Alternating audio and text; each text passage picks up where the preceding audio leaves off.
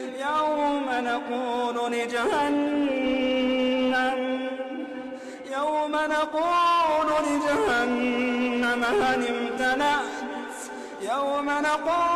لجهنم هل امتلأت وتقول هل من مزيد.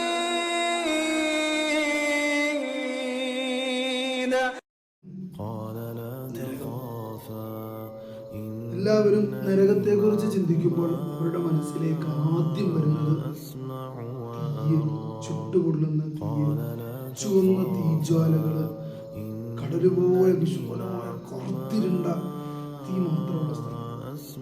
എന്നാൽ നരകത്തിലെ കൊടും ശിക്ഷയിൽ തീ മാത്രമല്ല ഉള്ളത്, അവിടെ തണുപ്പ് കൂടിയുണ്ട്. നമ്മൾ ഈ ഭൂമിയിൽ ഒരിക്കലും ഒരു നിമിഷം പോലും വേണമെന്ന് ആഗ്രഹിക്കാത്ത അത്ര തണുപ്പ്, ഉള്ളു പൊള്ളിപ്പോകുന്ന തണുപ്പ്, ഓച്ചിപ്പിടുത്തമല്ല, ഇല്ലാതായി പോകുന്ന തണുപ്പ്, വേദനയുള്ള തണുപ്പടിച്ച് അറ്റുപോകുന്ന തരത്തിലുള്ള.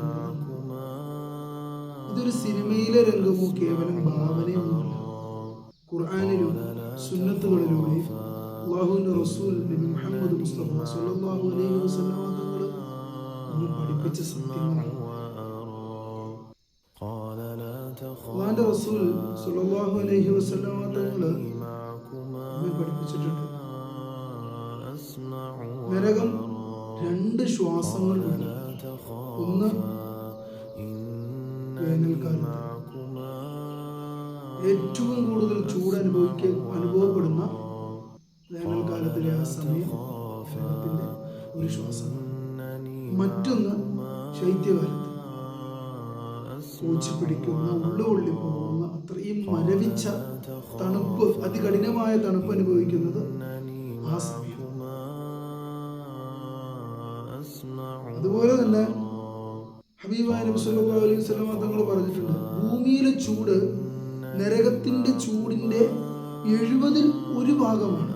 ഒന്ന് ആലോചിച്ച് നോക്കി, ഒരു നിമിഷം കൊണ്ട് നമ്മളെ ചുട്ടരിക്കുന്ന ഈ ഭൂമിയിൽ നമ്മളിപ്പോൾ കാണുന്ന തീയ് നരകത്തിന്റെ തീയിന്റെ 70% പറയുമ്പോൾ നരകം നമ്മുടെ ഇമാജിനേഷന്റെ അപ്പുറം പോകും. അതേപോലെ തന്നെയാണ് നമ്മൾ ഫ്രോസ് ബൈറ്റ് എന്നൊക്കെ കേട്ടിട്ടുള്ളതിൽ അപ്പുറമായിട്ടുള്ള തണുപ്പ്. അതിന് സംഹരീർ എന്ന് പറയും, വലിയ കോച്ചി പിടിക്കുന്ന. അതായത് തീയിൽ നിന്ന് രക്ഷപ്പെടാൻ വേണ്ടിയിട്ടുള്ള ആശ്വാസമായി വരുന്ന തണുപ്പല്ല, നമ്മൾ ഒരിക്കലും കിട്ടരുതേ എന്ന് ആഗ്രഹിക്കുന്ന, അതും അനദർ ടൈപ്പ് ഓഫ് ടോർമെന്റ്. അപ്പോൾ തീയിൽ നിന്ന് രക്ഷപ്പെടുമ്പോൾ തണുപ്പിൽ നിന്ന് രക്ഷപ്പെടുമ്പോൾ തീയിലേക്ക് അനന്തമായ ഉപദ്രവങ്ങൾ മാത്രമുള്ള, ശിക്ഷകൾ മാത്രമുള്ള നരകമെന്ന് പറയുന്ന. ഇന്ന് നിങ്ങൾ നരകത്തെ കുറിച്ച് കേൾക്കുന്നവരാണ്. നാളെ ചിലപ്പോൾ ഒരുപക്ഷെ ആ നരകം നമ്മുടെ മുന്നിൽ നിൽക്കുന്നതായിരിക്കും. അന്ന് നമുക്ക് പിന്നെ ഒരു ഓപ്ഷൻ ഇല്ല, തൗബയില്ല, പശ്ചാത്താപങ്ങളില്ല, ഒന്നുകൂടെ സജദ അതുമില്ല. പിന്നെ അവിടെ വെച്ച് നമ്മൾ ചോദിക്കൂല നരകം ഉള്ളതാണോ ഇല്ലയോ എന്നും ചോദിക്കൂല, അവിടെ യാഥാർത്ഥ്യമാണോ എന്നുള്ള ചോദ്യമായിരിക്കില്ല ചോദിക്കുന്നത്. ഈ നരകത്തിൽ നിന്ന് ഞാൻ രക്ഷപ്പെടുമോ എന്ന ആദ്യമായിരിക്കും ആലോചിക്കുക. നമുക്കിപ്പോൾ അവസരമുണ്ട് തെറ്റുകൾ തിരുത്താൻ, നമ്മുടെ നാവിനെ സൂക്ഷിക്കാൻ, നമ്മുടെ കൈകളെ സൂക്ഷിക്കാൻ, നമ്മുടെ ചിന്തകളെ സൂക്ഷിക്കാൻ. അള്ളാഹു നൽകിയ നിയമത്തുകളെ അള്ളാഹുവിനെതിരെ തന്നെ പ്രവർത്തിപ്പിക്കുന്നതിന് മുമ്പ്, അള്ളാഹുവിന്റെ അമാനത്തുകളെ ചോദ്യം ചെയ്യുന്നതിന് മുമ്പ്, നരകവും സ്വർഗവും എന്ന സത്യങ്ങളെ അംഗീകരിച്ച് അതിനു വേണ്ടിയിട്ട് പ്രവർത്തിക്കുക. ആലോചിച്ച് നോക്കുക, കേവലം 60-70 വർഷം മാത്രമേ നമ്മുടെ ഈ ഭൂമിയിൽ ജീവിക്കുന്നുള്ളൂ.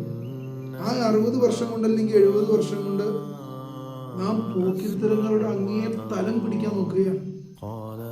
എന്നാൽ ഏറ്റവും കൂടുതൽ കാലം ആളുകൾ കിടക്കുന്ന സ്ഥലം ഖബറാണ്. നമ്മുടെ വല്യമ്മമാര് 70 വർഷം അല്ലെങ്കിൽ 60 വർഷം ഭൂമിയിൽ ജീവിച്ചു. നമ്മുടെ വാപ്പ 60 വർഷം ജീവിച്ചു. ഇന്ന് നമുക്ക് 10-30 വയസ്സായി അല്ലെങ്കിൽ 20-26 വയസ്സായെങ്കിൽ, നമുക്കിപ്പോൾ 50-60 വയസ്സായെങ്കിൽ അവർ നമ്മുടെ വെല്ലാപ്പാക്ക് 20 വയസ്സുള്ളപ്പോൾ മരണപ്പെട്ടു പോയതായിരിക്കാം, അല്ലെങ്കിൽ 30 വയസ്സുള്ളപ്പോൾ മരണപ്പെട്ടതായിരിക്കാം. ഇന്ന് നമുക്ക് 50-60 ആകുമ്പോൾ അവർ 100 വർഷത്തിലേറെ ഖബറിലാണ് കിടക്കുന്നത്. ആദം നബി അലൈഹി ഇസ്ലാം അന്ന് തൊട്ട് ഖബറിലാണ് കിടക്കുന്നത്. ഫിർഔൻ എത്രയോ കാലമായിട്ട് മരിച്ചു കിടക്കുകയാണ്. അപ്പോൾ ജീവിച്ചിരിക്കുക എന്നുള്ളത് മാത്രമല്ല, ജീവിച്ചിരിക്കുന്നതിനേക്കാൾ കൂടുതൽ മരണമെന്ന സത്യത്തിലൂടെ നീങ്ങുക എന്നുള്ളതാണ് നമുക്ക് കൂടുതലുള്ളത്. അപ്പൊ നമുക്ക് ഏറ്റവും കൂടുതൽ റിസൾട്ട് കിട്ടേണ്ടത് അവിടെ സുഖമായി ജീവിക്കുക എന്നുള്ളതാണ്. ജന്നത്തു ഹഖ്കുൻ ഫന്നാറു ഹഖ്കുൻ, നരകവും സ്വർഗവും ഒക്കെ ഉള്ളതാണ്. യുക്തിവാദികൾ കാരണങ്ങൾ പരതുമ്പോൾ സത്യവിശ്വാസികൾ അള്ളാഹുവിന്റെ കൽപ്പനയെ, അള്ളാഹുവിന്റെ റസൂലിന്റെ പ്രഖ്യാപനങ്ങളെ പാടെ അംഗീകരിക്കണം. എങ്കിൽ മാത്രമേ അവൻ യഥാർത്ഥ വിശ്വാസിയാവുകയുള്ളൂ. ചിന്തിക്കുക, പിന്നീട് ആർഗ്യുമെന്റിന് ഓപ്ഷൻസ് ഇല്ല, പിന്നീട് തിരുത്തലുകൾക്കും ഓപ്ഷൻസ് ഇല്ല. ഇപ്പോൾ തിരുത്തുക, ഇപ്പോൾ നന്നാക്കുക, ഇപ്പോൾ അംഗീകരിക്കുക. അള്ളാഹു നമുക്ക് വേണ്ടപ്പെട്ടവരെയും ഖബറിന്റെയും നരകത്തിന്റെയും ഒക്കെ അദാബുകളിൽ നിന്നും സംരക്ഷിക്കട്ടെ. അസ്സലാമു അലൈക്കും.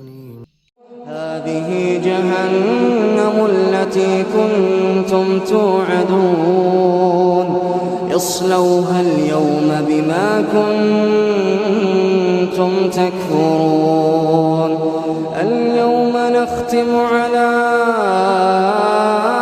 أفواههم وتكلمنا أيديهم وتشهد